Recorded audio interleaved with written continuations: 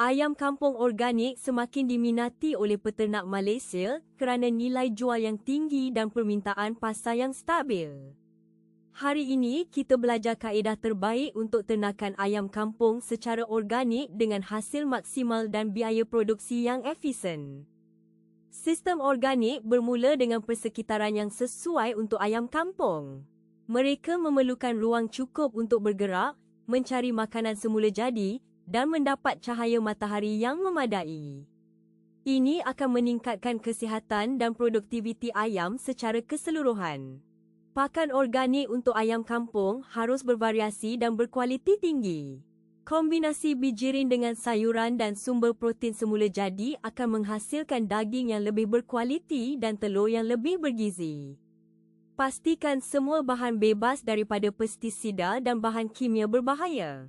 Kesihatan ayam organik bergantung pada kebersihan kandang dan pemantauan harian yang teliti. Walaupun organik, vaksinasi tetap perlu dilakukan mengikut panduan pihak veterina. Probiotik membantu sistem pencernaan ayam dan meningkatkan daya tahan mereka terhadap penyakit. Ayam kampung organik yang diternakkan dengan betul menghasilkan produk berkualiti tinggi yang dicari pasaran. Konsumen semakin sedar akan manfaat makanan organik dan sanggup membayar harga lebih baik. Ini membuat ternakan organik menjadi peluang perniagaan yang menguntungkan. Peternak yang menjalankan sistem organik mengalami peningkatan produktiviti dan nilai penjualan yang signifikan. Pengurangan penggunaan bahan kimia bukan sahaja baik untuk kesihatan ayam, tetapi juga menghasilkan produk yang lebih bernilai di pasaran organik Malaysia. Mr. Boss PMT 777 adalah dedak ayam kampung yang dirancang khusus untuk sistem ternakan organik. Formulasi lengkap dengan nutrisi yang seimbang memastikan ayam kampung tumbuh sihat dan produktif.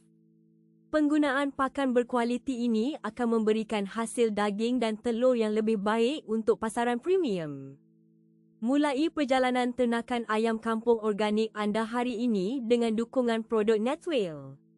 Hubungi kami melalui WhatsApp di 611 3991 1183 untuk konsultasi dan pemesanan dedak berkualiti kami.